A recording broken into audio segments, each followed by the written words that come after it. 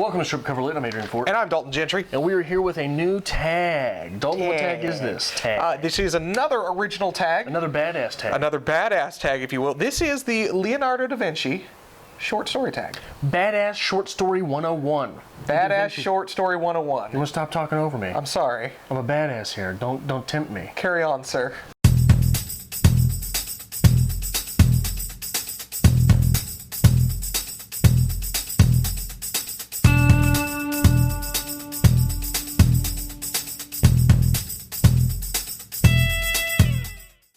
Badass Short Story 101 tag, the Da Vinci tag. Leonardo da Vinci. Might you say it's the Da Vinci Code?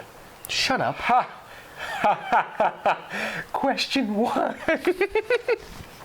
As you giggle. I know. Question 1. 5 Grotesque Heads. A sketch by Da Vinci, the extreme vision and artistry leave the audience gasping, grasping, and wishing for a fuller piece. What is one short story you wish were a novel? I'm even going to play a pun on this one. No Face by Junot Diaz. Okay. Look at that, moment of brilliance. We read Diaz, we enjoyed it. I think that was one of the more compelling stories, and I think it'd be great as a novel. It even set up like it's set up for something much. There's a lot more there. Yes. I picked A Real Doll by A.M. Holmes. Okay. This is about a young man who falls in love with a Barbie doll that belongs to his younger sister. So she is seeing him on the side from Ken, and sort of sneaking out on the younger sister, and there's even quips thrown in about he's horrified that his sister chewed up Barbie's hands, and all of these things. And I think there's a lot to be explored there in the different dynamics of that. And there's just so much, I think, there to be delved into deeper. That is A Real Doll by A.M. Holmes. All right. Question 2, St. Jerome. An extreme and emotional piece which is dripping with texture and movement. What is one short story you would love to see get the motion picture treatment? I picked this one because when I read it, I fell in love with it, and I'd love to see the movie. Simplica Girl Diaries, George Saunders. You son of a bitch. What? I picked Simplica Girl Diaries by George Saunders. That's good. I don't think it is. That's good parallel. That means we're thinking the same lines. I think that it means you're thinking like me. Okay, you're growing and thinking like me. Or you're regressing and just giving my answers now because you know they'll work. Possibly. I didn't come up with an answer to this. I just took Dalton's. Now, the piece is extremely in-depth. There's more there to explore, and the way that George Saunders paints this story, it comes to life. It is vivid. Yes. You can very easily see, I think, Tom Hanks as the father figure in this, right? I can see that. Very affable, very lovable, but still flawed. It works. Number 3, The Vitruvian Man.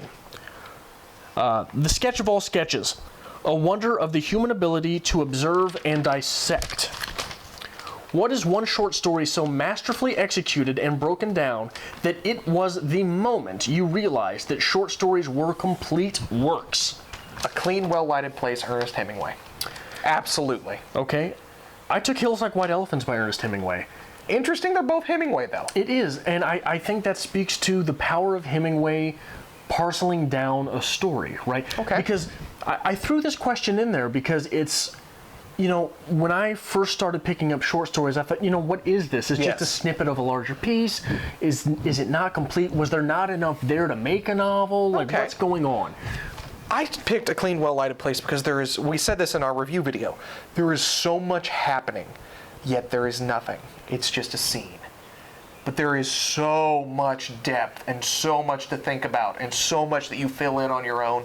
That's definitely my choice. And I chose Hills Like White Elephants because I think the first 2 or 3 times you're reading it, you don't think it is a complete story. Okay. But once you really delve into it, you understand that everything that needs to be said for that piece is said in that, 500 words, something like that? Okay. 4, The Scythed Chariot. Proving that he was a genius, visionary, and a true Renaissance man, Leonardo basically invented the tank of modern warfare in a sketch 400 years before its introduction to the killing fields of World War I. What is one lesser-known short story which you think could revolutionize the literary landscape? A Tiny Feast, Chris Adrian. This is genre mashing at its finest. This is coupling classic Shakespearean characters, classic Shakespearean fantasy characters, with hard, realistic cold slap you in the face science fiction and reality. So I love the coupling there. I think there's a lot this author could do, and I wish it had more attention than it did. I chose Communist by Richard Ford. Okay. And this is not technically a little-known short story, but I think outside of the world of literature, it's not very well known, but there are layers and layers and layers in this short story, and it is just beautiful. And you know, the things that are done so subtly in this piece are done in a way that, for example, Steinbeck and Hemingway did them. Okay. And people refer to Steinbeck and Hemingway as if they broke the short story mold, as if they ruined it for everyone coming after. And so from that era, short stories sort of diverged off into little tools that do different things. Okay. But I think that people often forget that a little short story can do so much sometimes. Absolutely. And for me, that short story does. 5. Head of Bearded Man. This sketch is hypothesized as a self-portrait and is often cited during speculation that the Shroud of Turin is actually Leonardo's handiwork. Regardless, it is as mysterious as it is mesmerizing. What is one short story that still stumps you? The Metamorphosis by Franz Kafka. There's a lot of academics behind this one, but that is one where you first read it and it's so different and it's so odd and it's so weird that stumps you for a minute. Very fantasy-esque, still grotesque though, the transformation into a beetle-like thing. But I think that's an accurate choice. I like that. It still kind of stumps you in the end. Makes you think. Yeah. I chose A Good Man is Hard to Find by Flannery O'Connor. Okay. And I say that because every time I read it, I know exactly what it's about. But I look at the notes that I left in the margins, and I had an opposite answer the last time I read it. Not a clue. But you know, right? Mm-hmm. It's one of those short stories that you have no clue what it's about, but every time you read it, you know exactly what it's about. All right. And then the next time you read it, you don't think that last thing you thought was what it's about. That's good writing. Exactly. I like it. Carry on, sir. Number 6, St. John the Baptist. A work as simple as it is elegant and deep. What is one short story which leaves you flabbergasted and reeling? This is my cop-out for any time for flabbergasted, reeling, etc. Guts, Chuck Palahniuk. Cut and dry. I'm not even going to retell the story. Tell the story. By this point, everybody knows I'm the one who passed out reading Guts. This is the thing. People do this. It's not just me. But yeah, it was so real and it was so reeling. On the floor. You lost it. On the floor. You know, it's interesting to me. I chose Obsolete by Chuck Palahniuk, which is the capstone short story from Haunted. Okay. So it's from the same piece. And I've never read it because I didn't make it. Didn't make it that far. But I think it might be sort of a cop-out answer because on its own, it's a devastating short story. But the power of that short story is multiplied, is perhaps exponentialized by the fact that it is preceded by the novel. And the whole time that you're reading Haunted by Chuck Palahniuk, you're wondering, how's this all going to come together? What's going to happen here? And then Whittier drops this short story at the end, and you want to throw up. Yeah. It is so guttural, it is so visceral, that you just want to throw up while you're reading it. And the whole time, you sort of know where it's going, and when it does, and when there's the payoff. Yeah. You're going to pass out? No, I'm going to have to read Haunted. I'm probably going to pass out when I reread it. But now I'm sitting here thinking, I'm like, I'm going to have to read it. It's gorgeous. It's just beautiful. I'll take your word for it until I get there. Question 7. The Last Supper. A masterpiece which is timeless, controversial, and definitely a touch contrarian. What is one short story that made you question a moral, value, belief, and or pillar of your former worldview? I had to pull this one from way back when, but I think it's still applicable. How to Become a Writer by Lori Moore. If you want to sit down and you want to read something that's going to change you, it's that. That's the first person to sit down and tell you, hey, this isn't the romantic, nice little thing. This is work. And you might as well go be something that's impossible. And it's at least a little embarrassing. Yes. Right. And I like it. Okay. I was not aware that you had read that. You're welcome. That's what I'm here for. I took Objects in Mirror Are Closer Than They Appear by Joyce Carol Oates, which is another story that is just an absolute gut punch.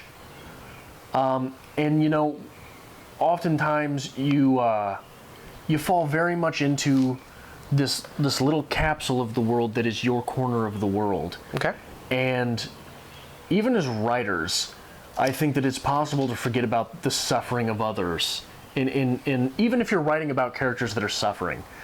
And Joyce Carol Oates takes this suffering character and makes her suffer in a way that is so beautiful and so tragic and so pitiful that you're absolutely broken. And I think that as a person, you judge other people at times, right? And you think, you know, what the hell are you doing with your life, right?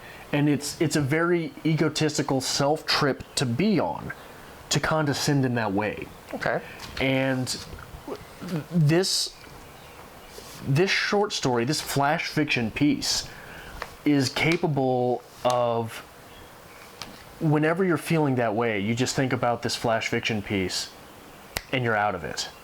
You're done with it. It's like a little incantation. Okay. You say it, you repeat it, and something is cured. I like it. Yeah. I like it. 8. Mona Lisa. Holy shit. No one knows exactly what it is, but it sure is. It is. There's something about that piece. It is timeless. It is forever. So the question is, what's the greatest short story you've ever read? Hills Like White Elephants, Ernest Hemingway. I mean, I hate to steal something you've already said. I hate to use Hemingway again, but that is beautiful. If any Absolutely. tag will fully illustrate the fact that we do not go over our answers with each other, this is the one that does it. Go into that a little bit. Why would you say that's the greatest short story you've ever read? Much like A Clean, Well-Lighted Place, again, I would say that it's no more than just a scene. It's a couple sitting at a train station Having a conversation. But there's so much depth behind it. And what I've said many times with this is every time you read it, it means something different to you. And I think that's very, very difficult to capture as a writer. And when it's done successfully, that is what sticks with the reader. There's so much beauty in that piece that makes me reflect back on who I was at one point in time, who I am now. And I'd like to hope later it's going to have me reflecting on something else. But every time I've read it, I've found something different that has touched me. And it's interesting to me, you've got that famous quote from Hemingway, who is always cautioning against movement over action. Yes. Be wary of what is movement versus what is action. And there's no, like, action movie, action scenes. There's in no this. fight scene. No. But the So action that much. happens on a surface level looks like movement. It's beautiful. But all of the action has a place. It's like if we make couple painters here. Van Gogh's capturing of movement on a palette. Okay. I chose The Chrysanthemums by John Steinbeck. Because, holy shit. Yeah? It's not one of those pieces that the first time you read it, you think, okay, well, that was cute. All right. And then after you know the ending, and after you know what's coming, and after you are able to project on what has happened, it just feels like an entire little world encapsulated in a short story that is, nothing else needs to be said before or after this. This starts at the exact right time. This ends at the exact right time.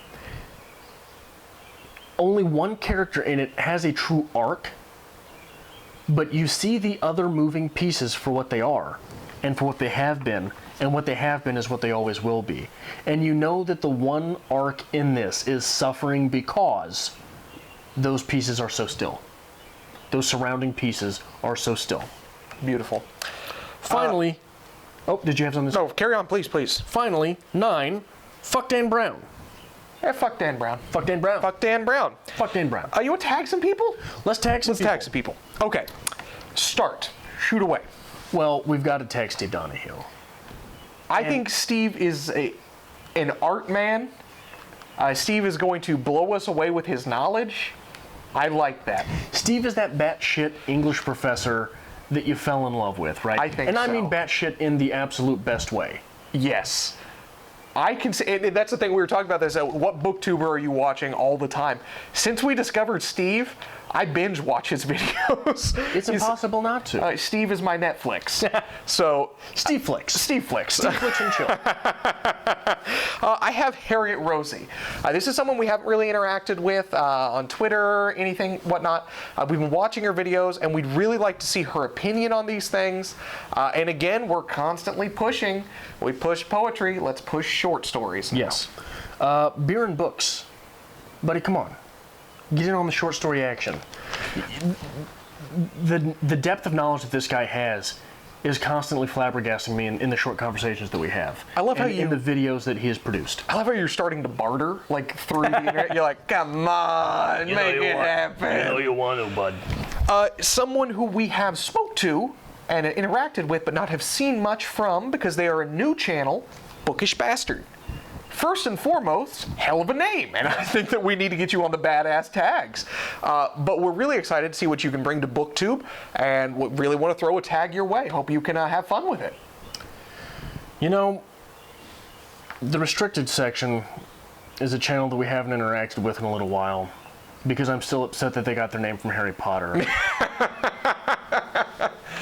But Megan Sue, despite the fact that you nudged us in the ribs pretending to be us on your BookTube, BookTubers, BookTube book tag,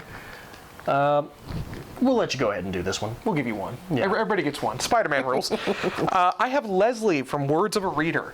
I keep trying to tag people that we haven't interacted with often because I would love to hear more opinions.